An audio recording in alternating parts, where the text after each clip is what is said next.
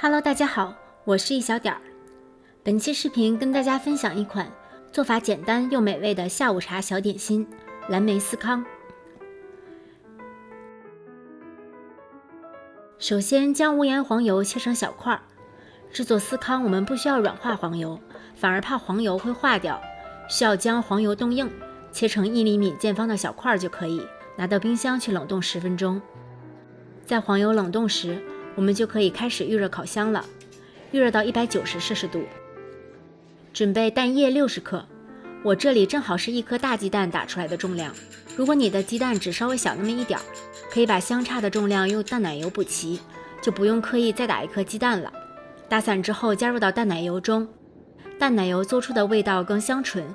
如果临时没有，也可以用65克左右的牛奶来代替。然后加入香草香精，香草香精主要是提香，没有也可以不加。将所有液体搅匀，放在一旁备用。做这个食谱我们用普通的面粉就可以，也就是中筋面粉。加入糖、5缕泡打粉，注意这里放的是泡打粉，不是小苏打，不要放错了。一点点盐，无论是泡打粉还是盐，都推荐使用量勺来称量，而不是厨房秤，因为它们量不大，用厨房秤称量常常会因为秤不够灵敏而称多了。如果你不喜欢吃甜，最多可以将配方中的糖减到40克。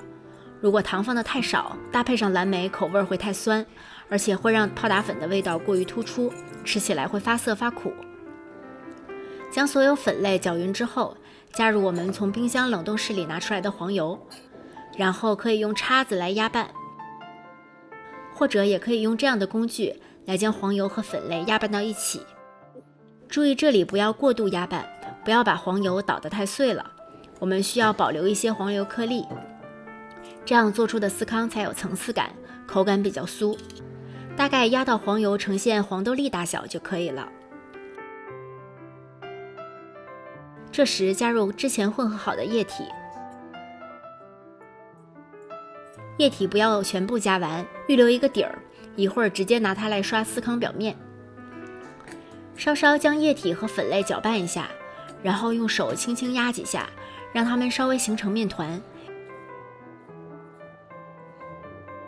先不需要完全成团，这时加入蓝莓，用新鲜或冷冻的蓝莓都可以，也可以换成蔓越莓干、巧克力豆等等。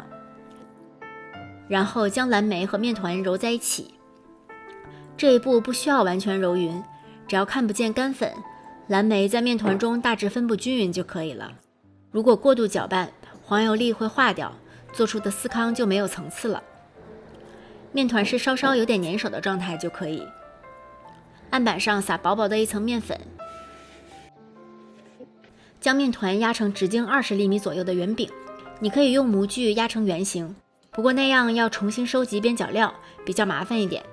我们可以直接把它平均切成8份，做成3角形的司康。如果拿起来的时候稍微有点沾案板，可以用刮板帮助把它搓起来。把它们摆在垫了硅胶垫或者烘焙纸的烤盘中，彼此之间要留一些距离。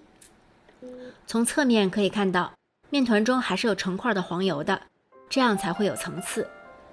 把之前预留的一点液体刷在表面。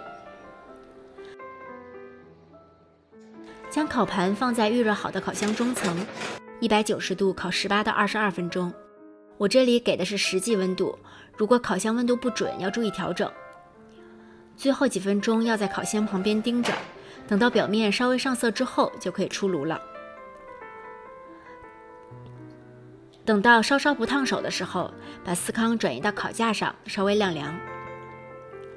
烤好的司康可以搭配一点果酱、打发的奶油，或者淋上糖霜。不过蓝莓味的司康单独吃就已经非常好吃了，里面的蓝莓酸酸的，像果酱一样，搭配甜甜的，口感非常酥的司康，非常般配。可以搭配一杯咖啡或者热茶，当做早餐或者下午茶，都是非常不错的选择哦。谢谢大家的收看，如果你喜欢这个视频，请不要忘记帮它点赞、投币、转发、收藏，同时不要忘记关注我的频道哦。我是一小点儿，我们下期再见。